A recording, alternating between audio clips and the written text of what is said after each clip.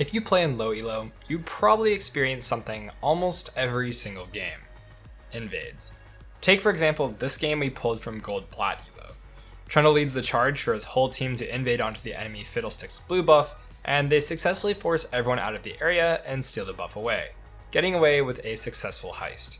For some reason, it really seems like everyone just loves to get into the other team's jungle and start fighting at level 1 to take away a buff just like this. The vast majority of games in low elo start in a non-standard way because of it, which means you probably find yourself in a situation that doesn't look too dissimilar to what Fiddlesticks might be having to deal with now. And since these invades don't happen a lot in high elo and don't get talked about a ton because of it, you might not have any clue about what you're supposed to do if you find yourself on the receiving end of such plays. Luckily, I'm here to tell you that what Trundle did in this game was absolutely horrible, and what your opponents are going to do will be too. The reason that these invades don't happen in high elo is because they're just straight up bad. So today, we're going to show you exactly what makes an invade good and how you can stomp the terrible invades that always seem to happen in your games. And it's guides just like this one that you're missing out on if you're not aware of skill capped. Our platform teaches you the game the right way by targeting the elo you actually play in, where the way you need to play is totally different to how high elo players play on streams and in pro play, etc.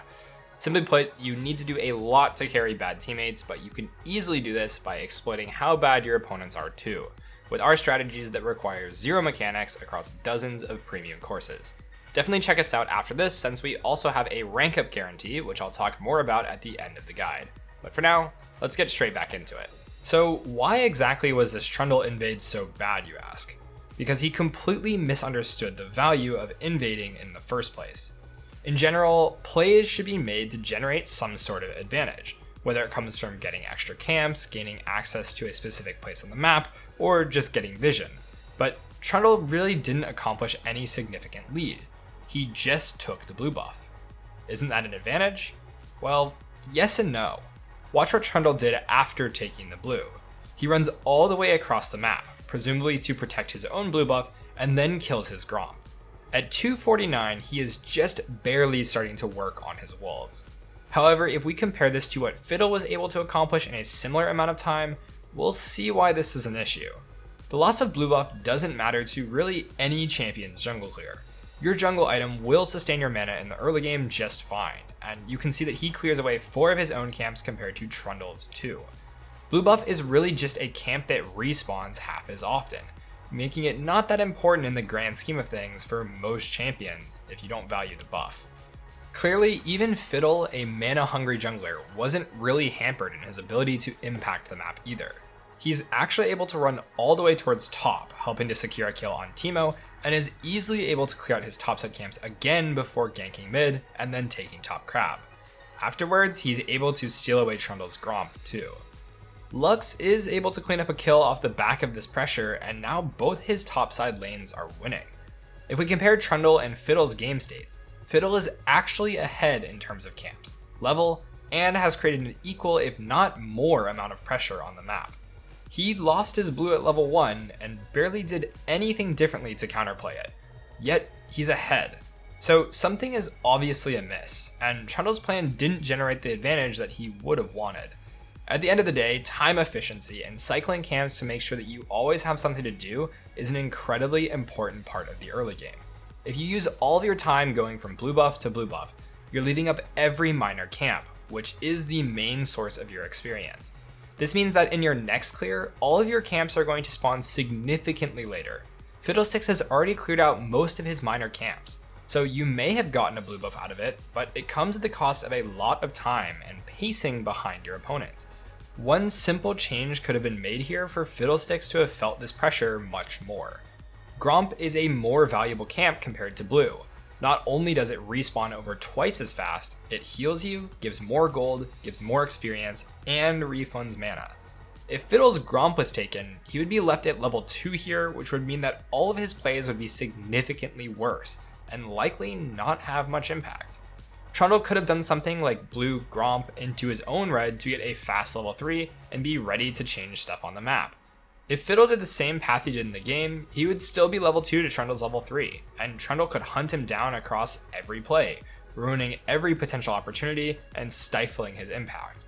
In short, Trundle highly overvalued both blue buffs, and in doing so, set himself behind while leaving Fiddle his important camps to stay relevant. In general, invades are rarely worth it if you're only taking a buff. Taking multiple camps or getting a kill due to it is what creates opportunities to get ahead.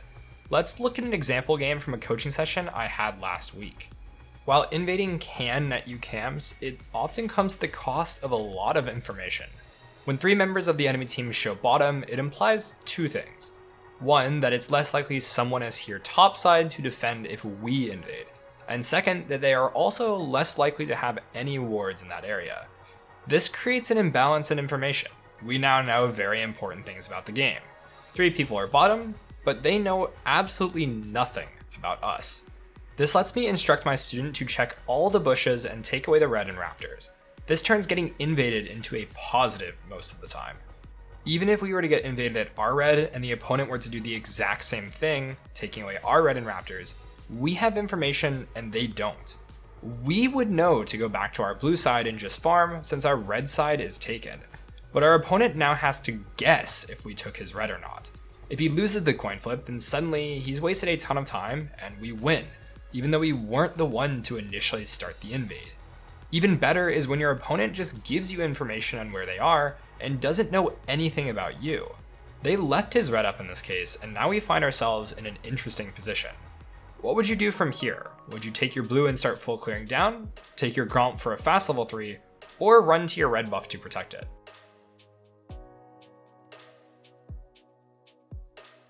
Let's go over the wrong answers first. If we do our blue, we don't get level 3, and it forces us into taking another camp to react to plays. We wouldn't be able to gank, invade, or protect our stuff right away, so it's just not favorable.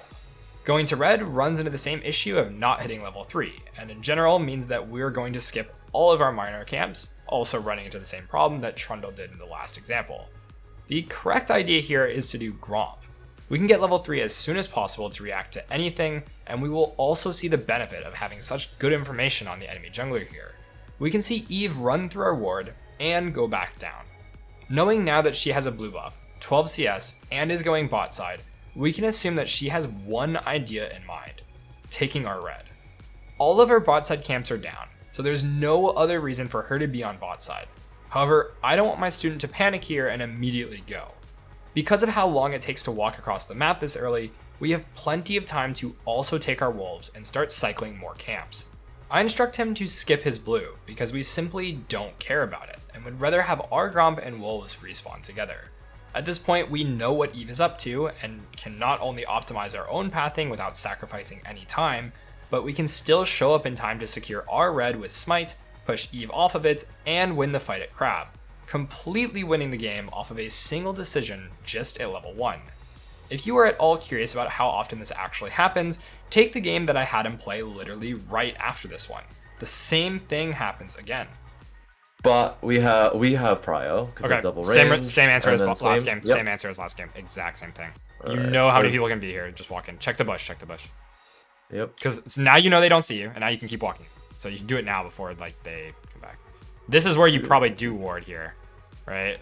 Because there's only I only saw 2. You can't. To... Yeah, and you don't know where they went after. So you can sit here and just wait, and then arguably like when Jin comes here, you can just walk in and start the red.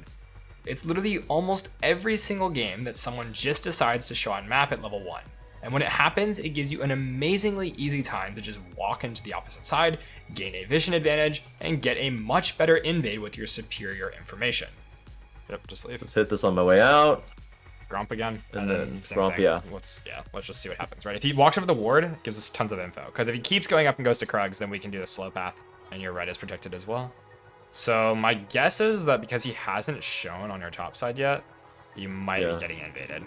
Yeah, maybe. Oh, there he is. Okay, never mind. Let's see what he does, right? Yeah. He keeps going up. He goes up. And now you need to ping your top laner. That's like the only thing you can do. And I would just clear down now. Don't try to counter it. Just you can do your blue here. You can do your blue. It's different from last game. Right. You have time. Oh, because he's not going back down. He's not going down. Yeah. So now you can really take like the super slow greedy route. You can hear my student recognize how important this concept has become just over 2 games, and really internalize its value. While in both of these games, he just ended up getting 2 camps for absolutely free, let me show you an example where it isn't exactly free, but by knowing the real value of an invade, you can still get more out of it than your opponent. This game starts off by my team invading, but in doing so, both teams are getting information on where members are. However, I'm going to use that information better than they will. We don't really have much catch potential unless Vagar starts cage, so I'm just gonna like ping this off and immediately look for the counterplay. So since I do this, it's unlikely that yeah, we're gonna actually fight this. I just want to get vision over here, and if they invade me, I want to know. So we're just gonna walk in and get a deep ward. Potentially I can start her red.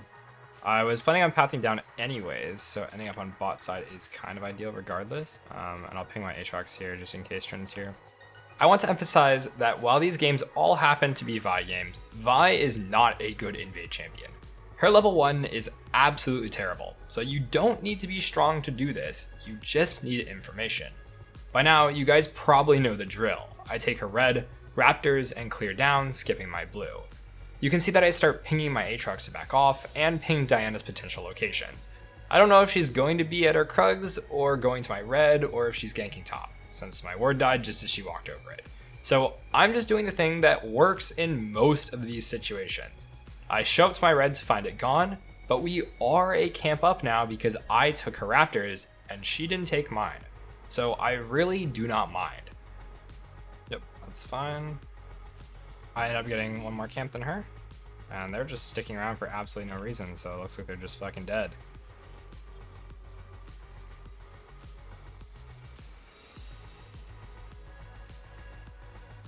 The extra little bit of experience I got from taking her Raptors actually allows me a really good outplay where I bait Diana into fighting me, only to smite away the crab for a level 4, winning me the fight. It's a bit insane that something as little as taking away 1 camp or skipping a blue buff in your jungle can lead to such different outcomes than what we saw in the Trundle example. But when you truly understand the value of invades, you can not only make yours successful, but turn your enemies against them. Thanks so much for watching, and we'll catch you next time.